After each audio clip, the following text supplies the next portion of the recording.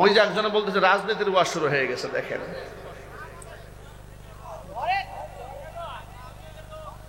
হ্যাঁ, কি রাজনীতির ওয়াজ চলবে না এখানে? কথা বলে না কেন?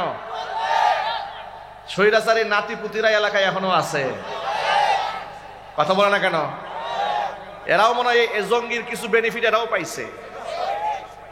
পয়সা টয়সা না পেলে তো কথা বলার কথা না, আগেই তো ভালো ছিলাম, আগে তো ভালো থাকবাই, চোর বাটপারি করে খাইতে এখন খাইতে পারো না, এগুলো আগে ভালো থাকার লোক। দিনই কাজে যারা বিভিন্ন গুন্ডা পান্ডা দিয়ে হামলা করত, এরা আবু জেহেলের নাতিপুতি। একটু আওয়াজ দিয়ে বলতে হবে, ঠিক কিনা বলেন? আবু জেহেলের নাতিপুতি। আবু জেহেল যেমন মুহাম্মদ সাল্লাল্লাহু আলাইহি ওয়াসাল্লামকে লাঠিয়াল বাহিনীর ভয় দেখাতো, আলেম ওলামাদেরকে স্বৈরাচারের আমলে গুন্ডা এবং সন্ত্রাসদের ভয় দেখানো হতো।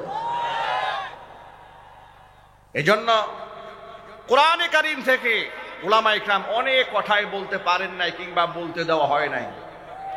আগেই বলেছে আপনি রাজনীতির কথা বলবেন না, অথচ আপনি বলেন তো এখান থেকে কোরআন শরীফ থেকে বলা যাবে না, মানুষের সামনে বয়ান করলে সমাজে ফিতনা দেখা দেবে, এমন কোন কথা আল্লাহ বলেছেন? এমন একটা আয়াত আছে যে আয়াত শুনলে মানুষ গুন্ডা হবে? সবাই বলেন, এমন একটা আয়াত কোরআনে আছে যে কথা শুনলে মানুষ নষ্ট হয়ে যাবে? তাহলে স্বাধীনভাবে কেন আলেমদেরকে কথা বলতে দেওয়া হয় নাই? না বলতে বলতে মানুষের মধ্যে একটা মেজাজ তৈরি হয়ে গেছে, ভিন্ন মেজাজ। ভিন্ন মেজাজ কি? ভিন্ন মেজাজ হলো হুজুররা নামাজের কথা বলবে, রোজার কথা বললে, সুবহানাল্লাহর কথা বলবে, এটাই আমল। কিন্তু ইসলাম যে এর মধ্যে সীমাবদ্ধ নয়, ইসলামটি ব্যাপক বিস্তৃত। গোটা আসমান জমিনের একত্রিত করলেও ইসলামের সুমহান আদর্শ বন্টন করেই শেষ করে দেওয়া যাবে না। ইসলামটা এত ব্যাপক করে আল্লাহ তাআলা আমাদের জন্য নাজিল করেছেন, চিৎকার দেবেন সুবহানাল্লাহ। অথচ ইসলামের সব কথা বলা যায় না। এই যে এখানে আমাদের জামাতের সম্মানিত আমির, তিনি তার বক্তৃতার মধ্যে একটা পয়েন্ট কোট করেছিলেন যে সমাজের দরিদ্র জনগোষ্ঠী যদি চুরি করে তাহলে তার কঠিন সাজা হয়, পক্ষান্তরে ধনী ব্যক্তিরা করলে তাকে নানান তালবাহানা করিয়ে তাকে সেখান থেকে খালাস দেওয়া হয়। এই চরিত্রকে এই দেশে আছে না নাই? এই বিচার ব্যবস্থা এই দেশে আছে না নাই? আমরা দেখেছি সন্দেহভাজন গ্রেফতার করে বছরের পর বছর মানুষকে জেলখানায় আটকে রাখা হয়েছে। পক্ষান্তরে প্রভাবশালী প্রতাপশালী ব্যক্তিরা অন্যায় করেছে, তারা প্রভাবশালী হওয়ার কারণে গ্রেফতার তো দূরের কথা, তাদের বাড়িতে পুলিশ একবারের জন্য যাওয়ার সাহস পায় না। কথা বলতে হবে, ঠিক কিনা বলেন? উদাহরণস্বরূপ বলা যায়, মুনিয়া হত্যাকাণ্ডের আসামি বসুন্ধরা গ্রুপের মালিক সায়েম সুবহান আনবির, এই মুনিয়া হত্যাকাণ্ডের জন্য গোটা বাংলাদেশে তুলপার হয়ে গেল। বাংলাদেশে হত্যা মামলার আসামি তার বাড়িতে পুলিশ পর্যন্ত যায় না, কিংবা তার গ্রেফতার করে না। স্বৈরাচারের আমলে এমন দৃষ্টান্ত আমরা দেখেছি, কি দেখি নাই? একটু আওয়াজ দিয়ে বলতে হবে। এটা হচ্ছে এই কথার সাক্ষী যে প্রভাবশালী ব্যক্তি চুরি করলে, খুন করলে, ডাকাতি করলে তার বিচার হয় না। পক্ষান্তরে গরিব অসহায় যদি কেউ করে তাহলে ওর 12টা বাজায় দেওয়া হয়। আমার মনে আছে ঢাকাতে জামিয়া রহমানে আরাবিয়া মাদ্রাসা, আমি তখন পড়াশোনা করি মিশকাত জামাতে, তখন আসরে নামাজের সময় দেখেছি ছেসকা চুর, ওই যে আপনার হিরোইন খোর, মসজিদ থেকে জুতা চুরি করে নিয়ে যাচ্ছে, পাবলিক হাতে নাতে ধরেছে। জুতা চুরকে ধরে পাবলিক এমন গণধুলাই দিয়েছে, এই বেচারা লুঙ্গি টুঙ্গি খুলে মসজিদে পায়খানা করে দিচ্ছে। সামান্য জুতা চুরি করলে, একটা জুতার দাম কত হবে? 500, 1000, না হয় ধরলাম 2000, না হয় 5000। 5000 টাকার জুতা চুরি করেছে, পাবলিক পিটাইয়া ওরে পায়খানা করায় ছাড়ছে। আর 5000 কোটি টাকা চুরি করলো, পাবলিক একটা পিটান তো দিলই না, উল্টা সাংবাদিক গিয়া বলে স্যার। কথা বলে না কেন ভাই? এই দেশে শিক্ষিত লোকেরা যত বড় চোর হয়েছে, অশিক্ষিত লোকেরা গোটা বাংলাদেশ সবগুলা অশিক্ষিত মানুষ মিলে এত বড় চুরি করতে পারবে না শিক্ষিতরা যত বড় চুরি করেছে। এদেশে শিক্ষিত চোরেরা 16 বছরে 93 বিলিয়ন মার্কিন ডলার বিদেশে পাচার করেছে। এগুলা অশিক্ষিতরা করে নাই। কোরআনে কারীমের মধ্যে আল্লাহ তাআলা বিধিবিধান দান করেছে। নামাজ মুসলমানদের জন্য বাধ্যতামূলক করতেই হবে। নামাজ এমন একটা ইবাদত, এটা হচ্ছে মুসলমানদের ফাউন্ডেশন, মুসলমানদের পরিচয়। লা দীনা লিমান লা সালাতা লাহু, যার নামাজ নাই তার দ্বীন নাই, তার ধর্ম নাই। যে ব্যক্তি নামাজ পড়ে না ওই ব্যক্তির ধর্মের পরিচয় দেওয়ার কোনো সুযোগ নাই। নবীজি বলেছেন আস-সালাতু ইমাদুদ্দিন, নামাজ হচ্ছে দ্বীনের খুঁটি। মান আকামাহা আকামাদ্দিন ওয়া মান হাদামাহা হাদামাদ্দিন। যেই ব্যক্তি নামাজের ব্যাপারে যত্নবান হয়, নামাজ কায়েম করে, সেই ব্যক্তি দ্বীন কায়েম করে। যেই ব্যক্তি নামাজ কায়েম করে না সেই ব্যক্তি দ্বীন কায়েম করে না। নামাজকে যেই ব্যক্তি নষ্ট করে দেয় সেই ব্যক্তি ধর্মকে ধ্বংস করে দেয়। এই জন্য নামাজের ব্যাপারে তো কোনো কম্প্রোমাইজ নাই, নামাজ তো পড়তেই হবে। রাতের আধারে একাকিত্বে রবের সামনে দাঁড়াতে হবে যদি আপনি রবের সান্নিধ্য চান, নিরাপত্তার সাথে যদি জান্নাতে যেতে চান। নবী করিম সাল্লাল্লাহু আলাইহি ওয়াসাল্লাম বলেছেন আফসুস সালাম ওয়া আতঈমুত তুআম ওয়া সাল্লু বিল লাইলি ওয়ান নাসু নিয়াম। নবী করিম সাল্লাল্লাহু আলাইহি ওয়াসাল্লাম বলেছেন তিনটা আমল করো, একেবারে ঠান্ডা মাথায় আরামের সাথে জান্নাতে চলে যাবে। কয়টা আমল করলে? এক নাম্বার আমল হচ্ছে আফসুস সালাম, বেশি বেশি সালামের প্রচার করো, প্রসার করো। দুই নাম্বার হচ্ছে ওয়া আতঈমুত তুআম, মানুষদেরকে আহার করাও, খাবার খাওয়াও। তিন নাম্বার আমল হচ্ছে ওয়া সাল্লু বিল লাইলি ওয়ান নাসু নিয়াম, রাতের বেলায় রবের সামনে নামাজে দাঁড়ায় থাকো যখন মানুষরা থাকে ঘুমন্ত। নামাজের তো কোনো বিকল্প নাই।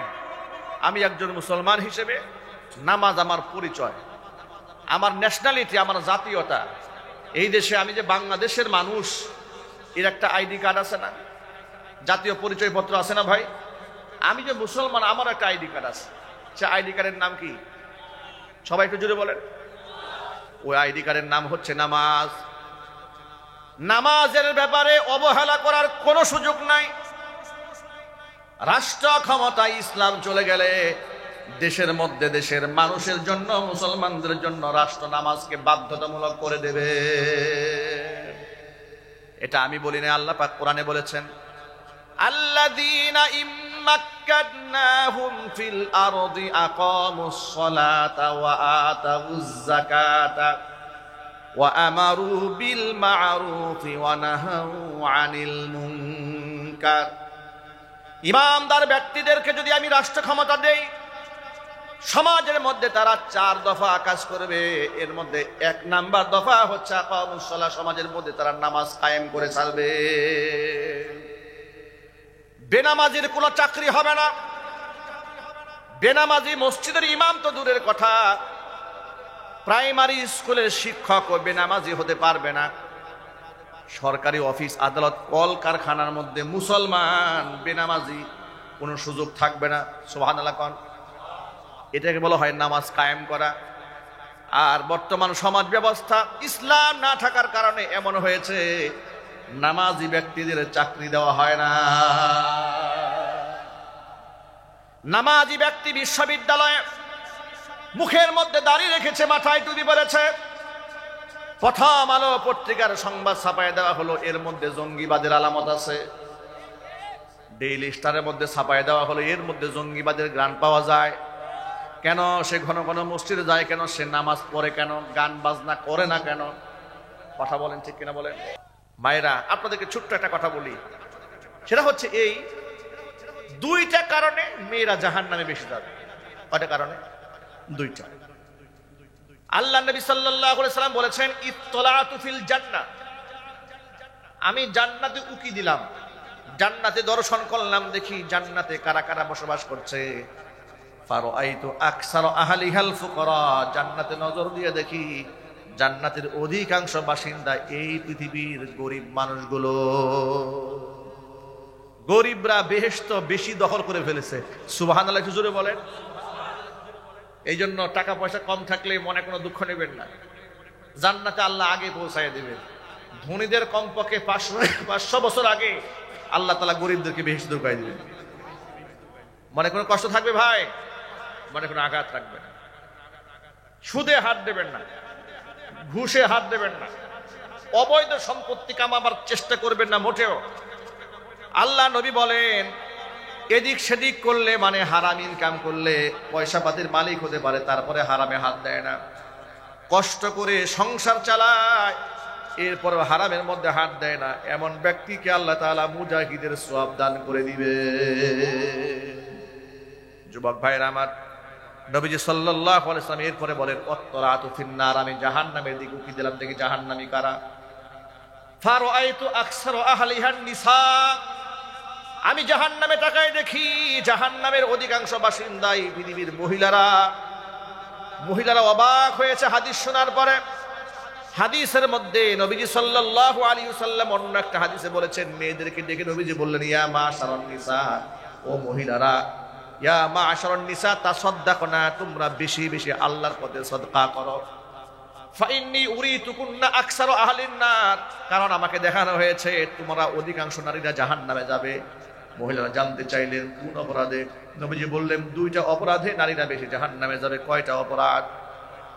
1 নাম্বার অপরাধ লিতাকফুরনাল আশির, বেশি বেশি স্বামীর নাফরমানি করার কারণে অধিকাংশ নারী জাহান্নামে যাবে।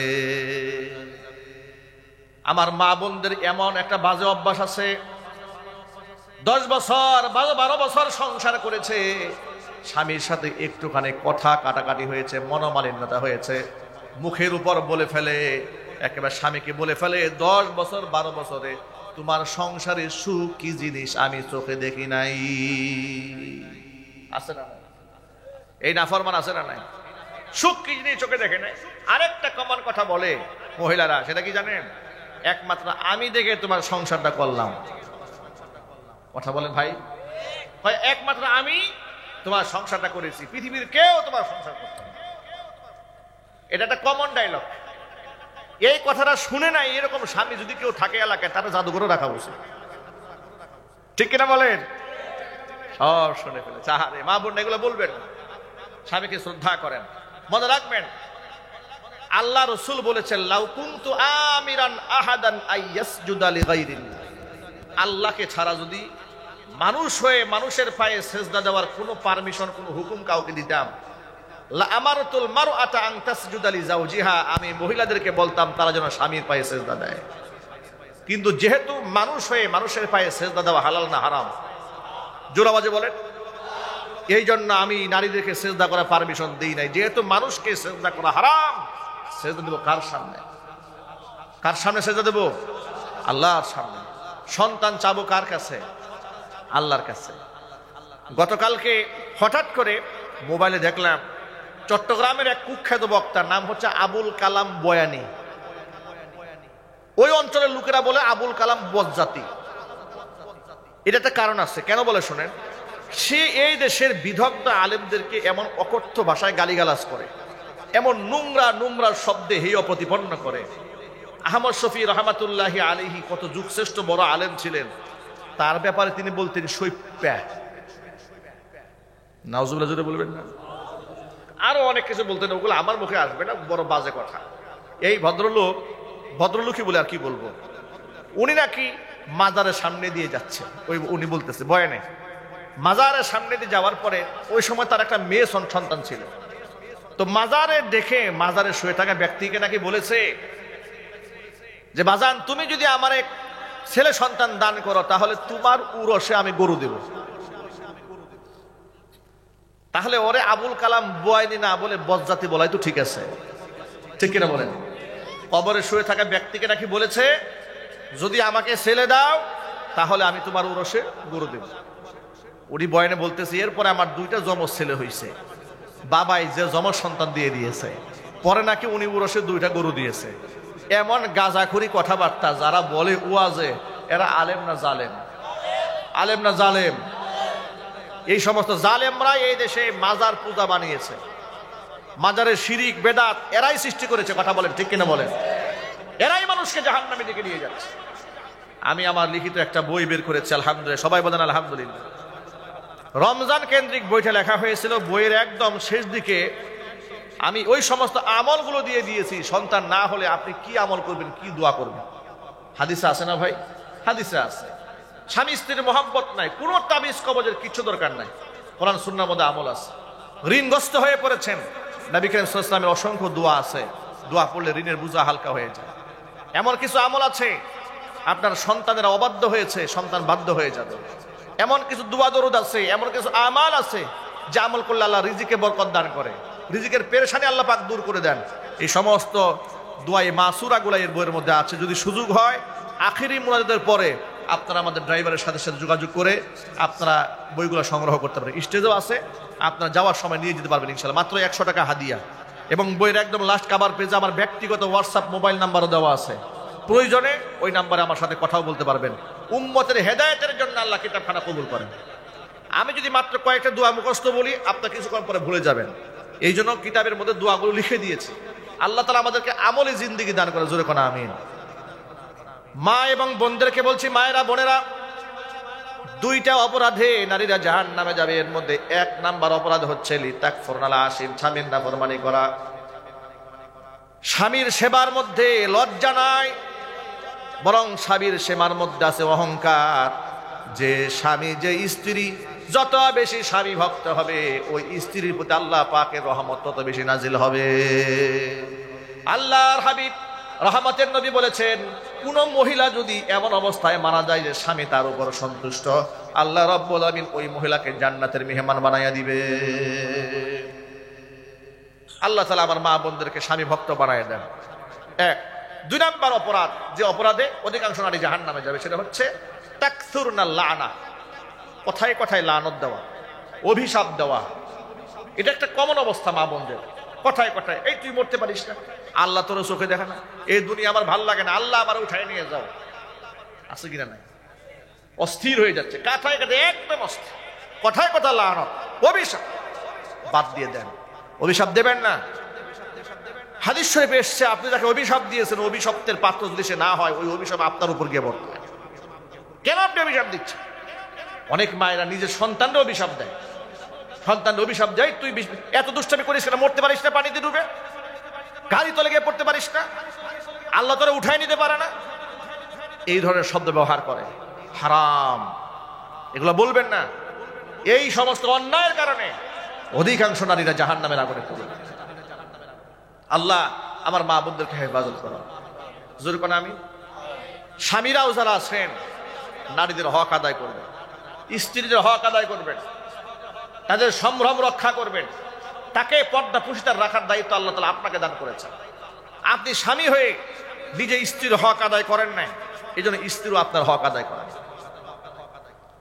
ইসলাম একপাক্ষিক কথা কোনোদিন বলে নাই।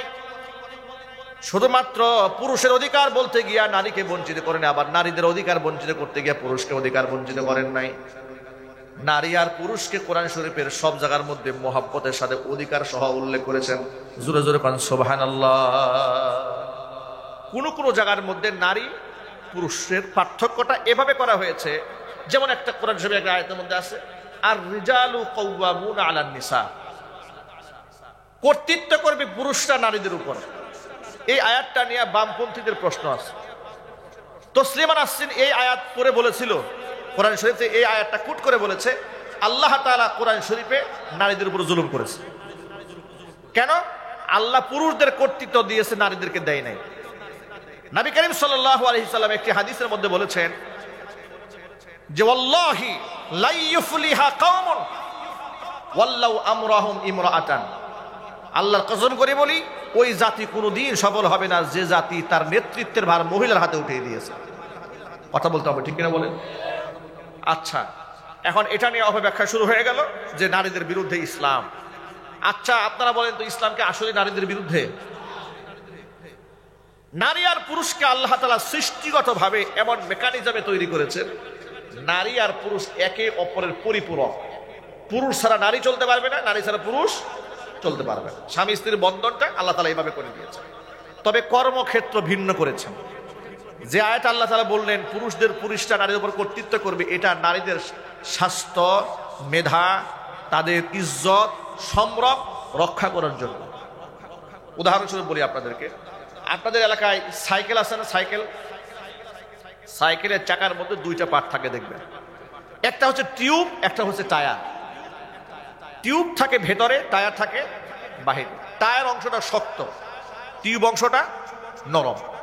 কিন্তু নরম বলে অবহেলা করে যদি কোনো ব্যক্তি বলে যে তুই তো এত পাতলা জিনিস, এত হালকা জিনিস, তোর আর ভিতরে একটা লাভকে আমি ফেলে দিই, এই টায়ার শক্তিশালী হলেও কিন্তু চলবে না, প্যাঁচ খায় যাবে, ঠিক কিনা বলেন? এখন অনুরূপভাবে ভিতর থেকে এই নরম টায়ারে একটা সাপোর্ট লাগে শক্তিশালী টায়ারের। আবার অনুরূপভাবে টিউব যদি বলে যে আমি দীর্ঘদিন শুধু বন্দি থাকলাম, তুই টায়ার খালি বাহিরে থাকলি, থাকবো না কেউ বদ্ধ করে দেখবো এবার জগৎটাকে, আমি আমার স্বাধীনতা চাই, আমি আমার এই বন্ধন দেখতে চাই না। যেটা ওই যে পশ্চিমারা বলে, আমাদের দেশের পশ্চিমাদের গোলামরা বলে যে নারীদেরকে ইসলাম প্যাকেট করে রাখছে, তাদেরকে বের করে আনা উচিত। এই কথা ওই সমস্ত পুরুষরা বলে যারা নিজেরা শিয়ালের ভূমিকায় থেকে মুরগির স্বাধীনতা চায়। কথা বলতে হবে, ঠিক কিনা বলেন?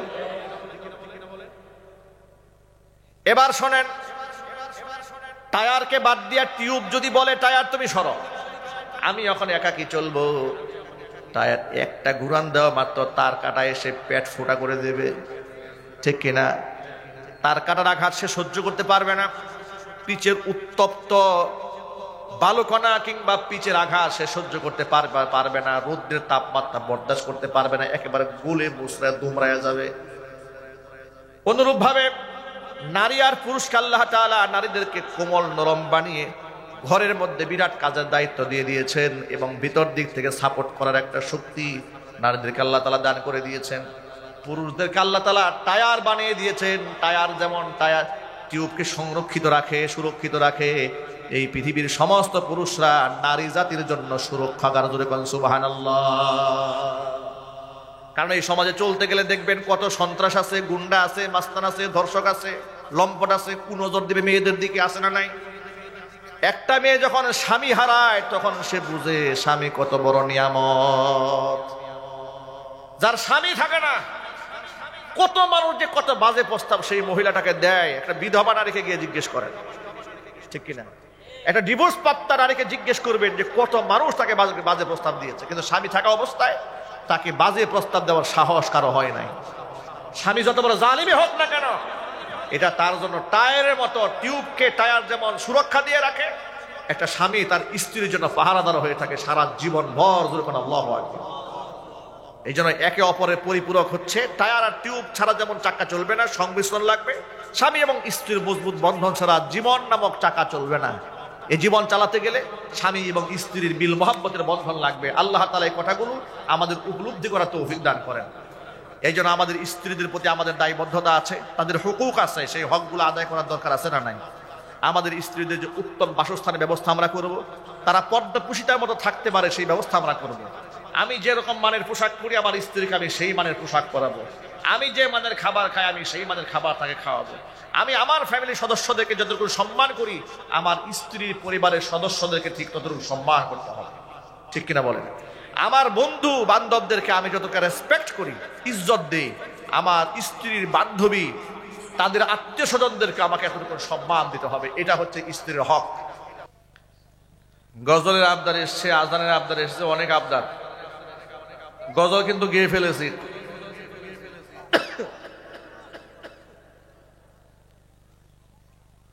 আমি তো আসলে শিল্পী না, এক একটা মঞ্চের এক এক সময় একটা গাই, ওরা পরে মনেও থাকে না এগুলো।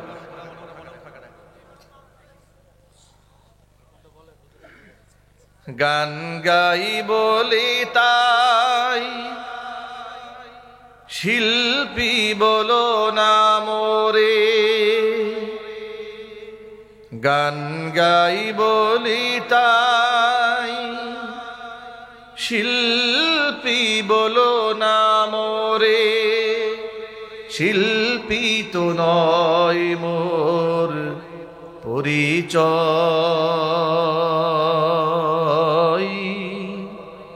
কোরআনের করে বড় পরিচয় আমার।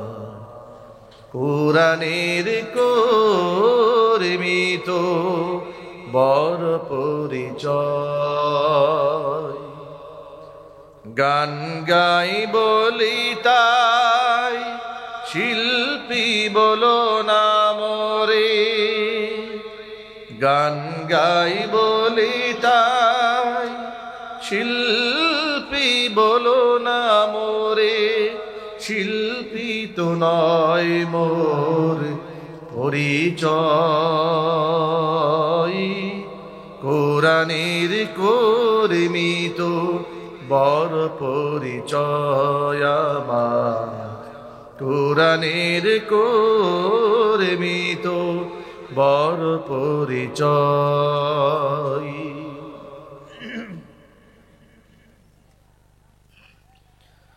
আমার গানের মাঝে খুঁজে নাও ব্যথিতেরই কথা, আমার গানের মাঝে খুঁজো না সুরের শুধু সুধা। আমার গানের মাঝে খুঁজে নাও ব্যথিতেরই কথা, আমার গানের মাঝে খুঁজো না সুরের শুধু সুধা। আমি গানে গানে সুরে সুরে মানবতা চাই আমি, গানে গানে সুরে সুরে মানবতা চাই আমি। গান গাই বলে তাই শিল্পী বলো না মোরে, শিল্পী তো নয় মোর পরিচয়। কোরআনের কর্মী তো বড় পরিচয় আমার। কোরআনের কর্মী তো বড় পরিচয়। হেদায়েত আমি আপনাকে দেব সেই ক্ষমতা আমার নাই, আমি নিজেই হেদায়েতের মুহতাজ আল্লাহর কাছে।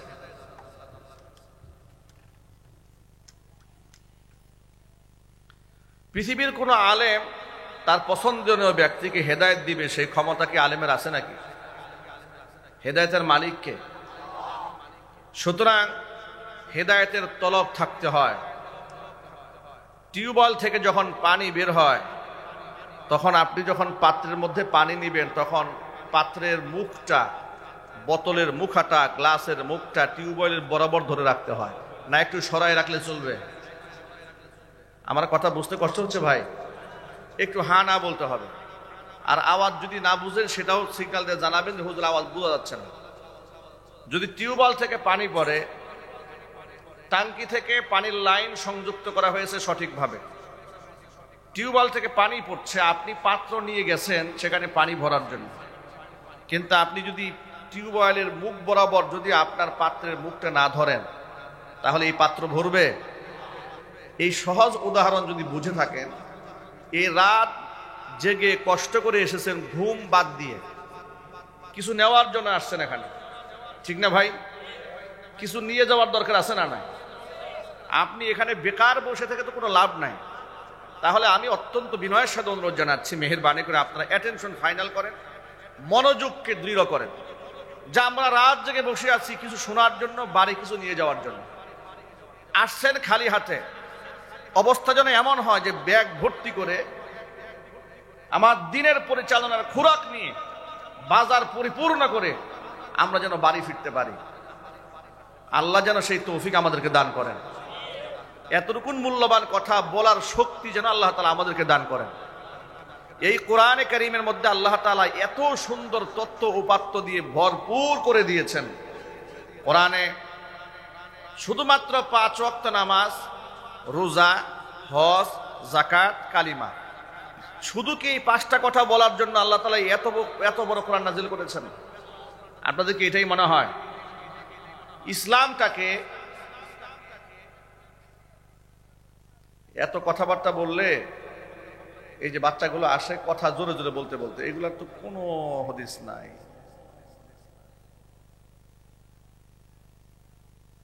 ভলান্টিয়াররা দায়িত্ব পালন করেন, চতুর্দিকে একটু দায়িত্ব পালন করেন যেন আওয়াজ না আসে।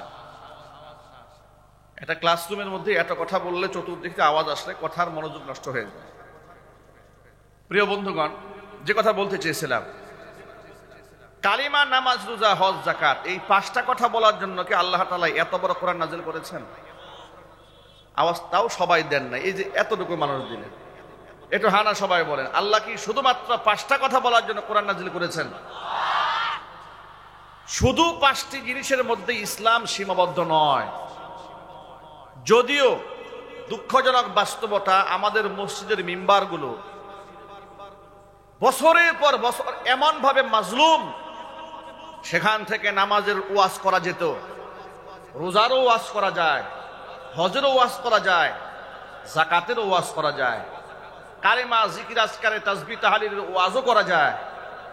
কিন্তু সুদের বিরুদ্ধে, ঘুষের বিরুদ্ধে, চুরি ছিনতাইয়ের বিরুদ্ধে যদি কোরআন সুন্নাহর মতামত, কোরআন সুন্নাহর রায় নিয়ে কোনো আলেম কথা বলতেন, তাহলে বিগত জীবনে এমন ঘটনা ঘটেছে, ইমাম সাহেবকে হয়তো মসজিদের মিম্বারে থাকা অবস্থায় কোনো একজন দাঁড়িয়ে বলেছে, হুজুর রাজনীতির ওয়াজ করেন না, কথা বলেন। অথবা ওয়াজের প্যান্ডেলে বক্তা বয়ান করছে কোরআন সুন্নাহ থেকে, স্টেজের কর্নার থেকে দাঁড়িয়ে বলেছে, হুজুর ওয়াজ করেন কিন্তু কোরআনের অপব্যাখ্যা করেন না। অপব্যাখ্যা মানে কি? অপব্যাখ্যার মানে হলো যে বক্তাকে বলছে অপব্যাখ্যা করেন না, যদি বক্তা উঠে গিয়ে ওরে একটু বসাই দেয়, তুই ব্যাখ্যাটা একটু করে যা, কথা বলে না কেন? তাহলে ওর পায়খানাতে কত দিক থেকে বের হবে খুঁজে পাবে না।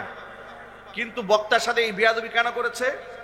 ক্ষমতার দম্ভে, অহংকার, পেশি শক্তি, আবু জেহেলের মতো। আবু জেহেল যেমন মুহাম্মদ সাল্লাল্লাহু আলাইহি ওয়াসাল্লামকে বলেছিল, মুহাম্মদ যদি তোমাকে আমি এই বাইতুল্লাহতে সেজদা করতে দেখি, তোমার মাথার মধ্যে পাড়া দিয়া মাটির সাথে দাবাই ফেলবে। আল্লাহর নবী ভয়ে সেজদা করা বাদ দিয়ে দিয়েছিলেন নাকি? আল্লাহর নবী আবু জাহালের হুমকিতে সেজদা করা মোটেও বন্ধ করেননি। তার কারণ আল্লাহ পাক তার নবীকে সান্ত্বনা দিয়ে বলেছেন, ও আমার হাবিব, আবু জাহাল যা বলেছে আপনার ভয়ের কোনো কারণ নাই।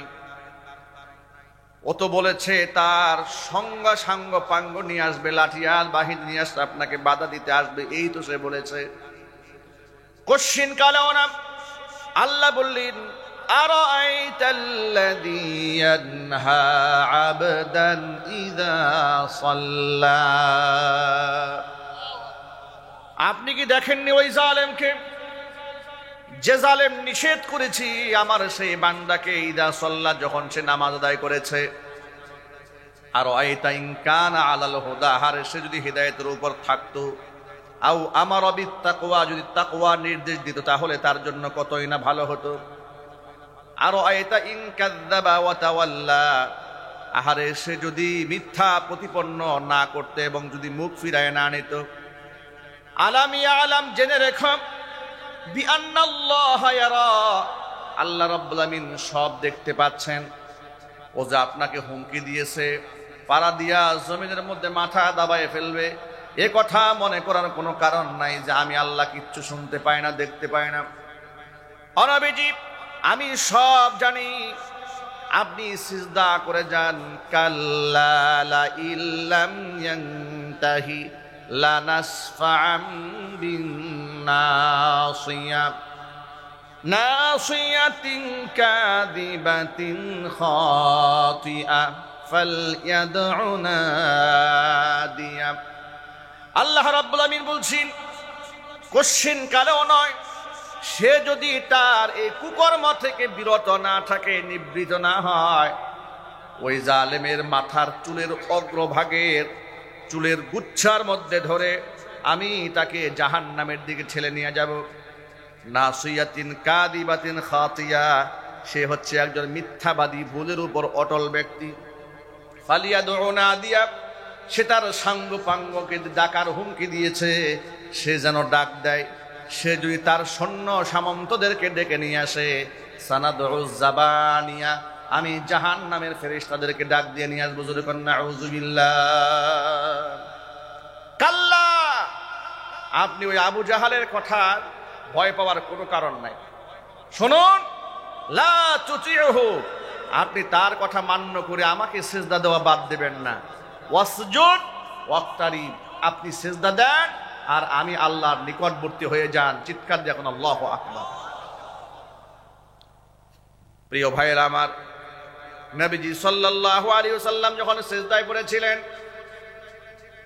আবু জাহাল সাঙ্গ পাঙ্গ নিয়ে হেরে যাচ্ছে। আবু জেহেলের সাথে থাকা লোকেরা বলল, ও আবুল হিকাম, জ্ঞানীদের বাবা, আপনি না বলেছিলেন মুহাম্মদ সাল্লাল্লাহু আলাইহি ওয়াসাল্লামকে নামাজরত অবস্থায় দেখলে তার মাথায় পাড়া দিবেন, ও তো নামাজ পড়ছে, যান তাড়াতাড়ি।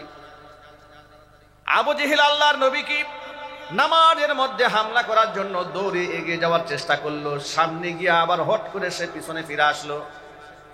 এত ভয়ে তাড়াহুড়া করে ফিরে এসেছে, এত দূরে এসে ওই জায়গা থেকে প্রস্থান করেছে, দৌড়ে পালিয়েছে। সাঙ্গপাঙ্গরা হতবাক হয়ে গেল, কি ব্যাপার, হঠাৎ করে মুহাম্মদ সাল্লাল্লাহু আলাইহি ওয়াসাল্লামের সামনে থেকে দৌড়ে পালালো কেন? আবু জাহাল চলে যাওয়ার পরে সাহাবায়ে কেরাম নামাজ শেষে আল্লাহর নবীকে জিজ্ঞেস করলেন, ইয়া রাসূলুল্লাহ, ইয়া হাবিবাল্লাহ, আবু জাহাল তার সাঙ্গপাঙ্গ নিয়ে এসেছিল, আপনাকে বাধা দেওয়ার জন্য দৌড় দিল কেন? নবীজি সাল্লাল্লাহু আলাইহি ওয়াসাল্লাম বলেছেন, জাহান্নামের ফেরেশতারা ঝাপটা দেওয়ার জন্য এসেছিল। সে যখন আমার সামনে এসেছে, ভয়াবহ আগুনের দৃশ্য দেখে, বিভৎস এই অবস্থা দেখে সে দৌড়িয়ে পালিয়ে গিয়েছে। রক্ষা করার মালিককে আরো জোরে বলেন। বন্ধুগণ আমার, আমি এই কাহিনী থেকে, কিচ্ছা থেকে আপনাদেরকে যে সবকটা শোনাতে চাই, পৃথিবীর জালেমরা সব সময় লাঠিয়াল বাহিনীর ভয় দেখায়, ঠিক কিনা বলেন? যেই ভয় মুহাম্মদ সাল্লাল্লাহু আলাইহি ওয়াসাল্লামকে দেখাবার চেষ্টা করেছিল আবু জাহাল, সে বলেছিল, মুহাম্মদ, তোমার আর কয়জন সাঙ্গ পাঙ্গ আছে, কিন্তু মক্কার মাটিতে আমার লাঠিয়াল বাহিনীর অভাব নাই।